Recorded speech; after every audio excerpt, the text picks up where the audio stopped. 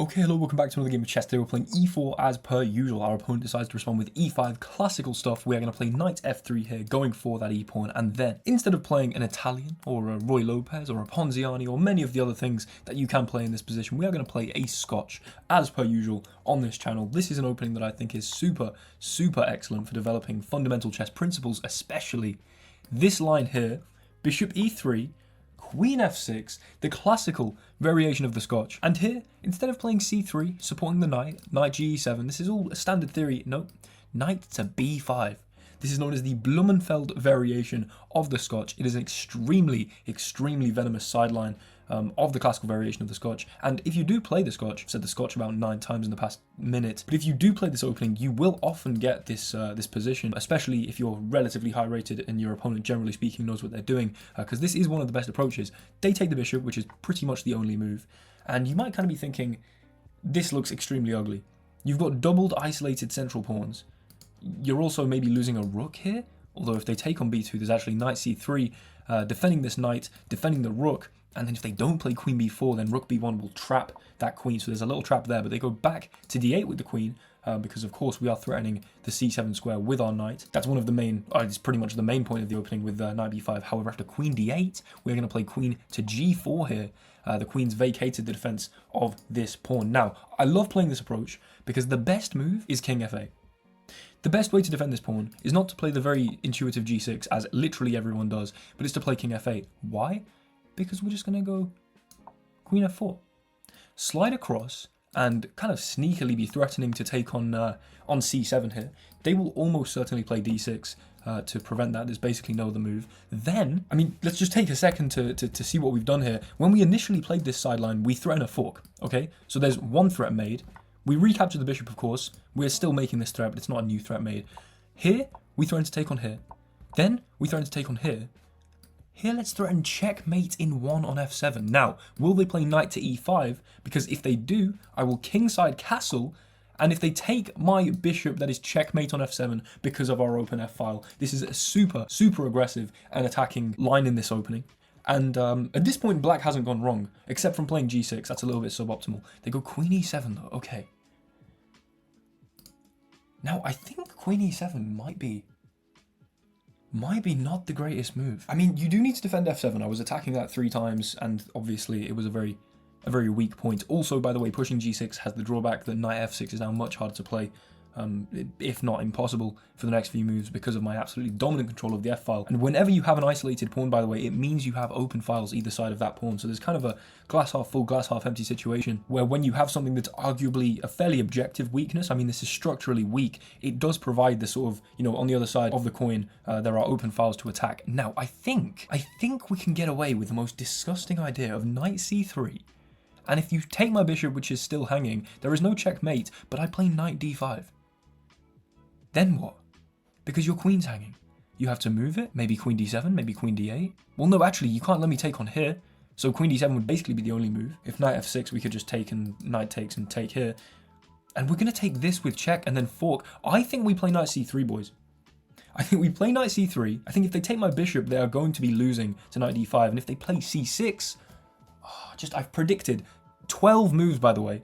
Our opponent's played 12 moves and I've predicted all of them. I think I've had this position before. I think this is actually completely winning. And I think the move is, in fact, I'm going to give you guys, like, pause the video here if you want to try and find the tactically winning move. But this is a very puzzle rush kind of position. They've just played c6. Now, what that's done is really undermine the strength of this d6 pawn. Now, a knight was not only threatening this fork here, but was also putting pressure on the d6 pawn. Now, that wasn't, you know, anything to write home about. Okay, you've probably seen what's just happened to my time. My friend just called me. I'm sorry, but we don't need time here. I'm sorry for wasting my opponent's time as well. The move is bishop f7. Bishop f7. Why is this a good move? Because if the knight takes backwards, then we can play queen takes. The queen will have to take, and all of a sudden, nothing is defending d6. The queen is here, the king is here, knight takes d6, will, of course, win that queen back. And not only will it win that queen back, but it will also attack this rook, which is trapped. Now, they can still move their king. They didn't. This is a blunder because, of course, knight e6. And, I mean, while the material is temporarily, you know, we're only up 2 pawns, the extra rook we're going to win here is going to be plenty, along with the 2 pawns, to win this game. I do believe that I've had this literally exact game before. This is awesome. However, I think their best move might be king here. I don't know. We would have had to calculate the follow-up. But yeah, of course we just grab the rook here. And now it is a matter of conversion. Now, if they're going to take our knight, this is an interesting point to discuss. We might as well get a pawn for that. This is known as a desperado tactic. In an act of desperation, we're going to lose the knight anyway. Why not win an extra pawn? We are now 5 instead of 4 points of material up. And it's kind of hard to see my opponent having anything real here. We're just going to absolutely cage in that king with the rooks on the f-file. I mean, they go for this little fork here. Maybe there's a bit of counterplay. I mean, there's just definitely not any counterplay. I could just, like, rook f3. Although I guess at some point they might be winning a rook. Let's just go rook f3. Hold this, play h3, kick the knight out. Stack on the f-file. Do something vaguely interesting. It's not immediately obvious. Yeah, I'm butchering this a bit. I need to be a bit composed. Okay, 1 second. What do I need to just compose myself and win this game? I have 2 minutes 16. If you take this, I can go rook here, take this, infiltrate. So life seems to be quite good there. So in that case, it's probably just a matter of, let's just defend this pawn. If they go back here, then we're of course not going to repeat. We'll just play like rook g1 or something. But I'm kind of hoping they do take here, just because then, yeah, there we go. Look, rook b1. We're going to be able to slide in here. They're going to hang a knight and presumably resign on the next move. No? Okay. Well, we could simplify the game a little by sacrificing a knight, although they could then play rook here. An interesting little intermezzo here. Okay, let's just slightly improve the knight. I say slightly, actually quite drastically improve the knight by putting it on d4 or maybe f4. Harass that bishop, outpost the knight, or it's not technically outposted because it'd be kicked by c5 and g5 respectively. If you go here, I can just step back.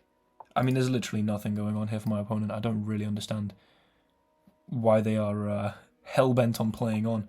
But, fair enough. I maybe have not that much time. I can go here. If they try and pin the knight, I can play a4.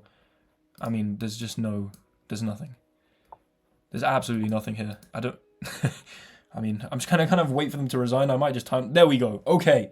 Let's have a quick analyze of that game. Okay, so here we are in the analysis. As you can see, 96% accurate, 2 inaccuracies. One of them was apparently playing rook f3. I mean, that was just kind of, I wasn't really focusing at that point. And the original inaccuracy, of course, was the best move of the game, the defining move of the game. e4, e5, knight f3, knight c6, d4, e d4, knight d4, bishop c5, bishop e3, queen f6, and then knight to b5. This inaccuracy mark is not an inaccuracy mark. This is a brilliancy symbol. We wear this, as I've said before, as a badge of honor because a prepared inaccuracy that carries with it a nuance that your opponent is not prepared for is almost always the key to successful opening preparation and a big advantage out the opening. Now, of course our opponent traded here. If they don't trade, by the way, and they try and like drop back to defend this, then we can just trade, take here, fork. Everything's gone wrong. And after you take here, we can just play knight d2. We're not losing our rook. Everything's good. So of course they do trade. Now, the best move is queen h4, and there's a freaky looking line with g3 takes. They attack our rook. Oh no, what do? Knight c3. Provoke them to take our rook, to then fork them. We take their rook, and then there's some freaky lines here with like queen c7 and just absolute infiltration. As I mentioned as well, if queen takes b2, then there's knight c3, and let's say you try and defend this with, I don't know, king d8, we can play rook b1, and the queen is actually completely and utterly trapped here. The knight controlling a2, the knight also controlling a3 from b5. It's a very saucy little queen trap. But instead of going for the critical line, or in fact making a blunder, our opponent plays a very decent move. It's an inaccuracy, but it is a decent move. I mean, this is quite popular. It happens 13% of the time in the Masters database. This is not an unreasonable move. However, queen g4, and then you need to play king f8 here. Playing king f8 is a very hard thing to do. Why? You give up castling rights, you make this rook likely worse, although maybe there's some counterplay ideas with h5, h4. You can even maybe lift that rook at some point. So of course our opponent goes for g6, which again is the top move in the Masters database, by the way. There's only been like 17 games in the Masters database, but g6 is the top move. The Masters go for 11 times out of the 17. And while it's not a blunder or anything, after queen f4, d6, this line is very forcing because we make so many threats. Bishop c4, we threaten the mate. Here, castles, and then of course there is the dirty little trap of the checkmate on f7. However, they go queen e7. Now I remembered that this was a bad move. I'm fairly certain, I know f6 the computer's saying is the best move, in which case my prep is then queen h4, I think. Oh no, wait. It's takes here, then queen h4. And there's very interesting ideas of infiltration here. And I think I had a game before where if you played a6, wait, let's open my database here. Yeah, look, as white, I've had this position twice, and there was a game with a6, which I took then here. They took my knight, and then I can pick up the rook. However, if they save the rook, then there's going to be a fork here, and the queen has to take, because the king has no moves. So again, that's a nice bit of prep. But by the way, boys, I've had this position 10 times, castled every time, queen e7, knight here, c6, somehow I didn't win one of these games where I had this tactic with bishop takes f7, knight takes, queen takes, and yeah, the game that I actually lost was after they played king d8. Now, I am completely winning here. If they had gone for something like king d7, we can actually play knight takes d6, and after king takes, we can play rook d1 check, king here, queen f4, and this is actually super, super terrible for black. They have to go here. We actually get the move rook d6, which comes with a very nasty threat of a fork here. I mean, the king is obviously horribly placed. We're actually completely winning as white, but of course, our opponent took back our queen, we got the fork, they move the king, we take the queen, and from here, we pick up the rook, nice little desperado, literally perfect play up until move 18, and then the only inaccuracy was, okay, just the rook going back to f3. Oh. That is a bit dumb. I'll say I was distracted by the phone call. That is very dumb, but I would assume if we see a line not like that, but like this, knight here, here, here, check. I mean, we're still completely winning. We're 3 pawns up. It might be a little more nuanced because our pawns aren't exactly great, but again, neither are theirs, and their rook's kind of immobile because it's holding on to this a7 pawn. So we're still completely winning after that inaccuracy, but that was a bit dumb. We go rook here. They hang their knight. We then just, yeah, I mean, pick up a pawn, secure the knight, and if you go here, I was probably going to play rook takes, because if rook takes, pawn takes, like, how are you going to go stop this pawn when I'm coming here? Do you know what I'm saying? Get a little promotion. Easy win. Thank you so much for watching. Hopefully you guys are inspired to play the blumfeld scotch after this. It is absolutely my favorite, one of the most venomous lines in all of my chess repertoire. And no doubt, if you try to employ it, practice with it a bunch, and gain as much of an encyclopedic knowledge of it as I have developed over the past year, you will get some disgusting and frankly free wins. Thanks so much for watching. Like, comment, and subscribe. Check out any links in the description to support the channel. I really appreciate you guys watching, and I'll be back with another video very soon. Sorry this was a little bit of a shorter game, but when you can predict literally every move your opponent's going to make in an opening, it's kind of hard to, you know, make the video last longer. Thanks so much for watching. Goodbye.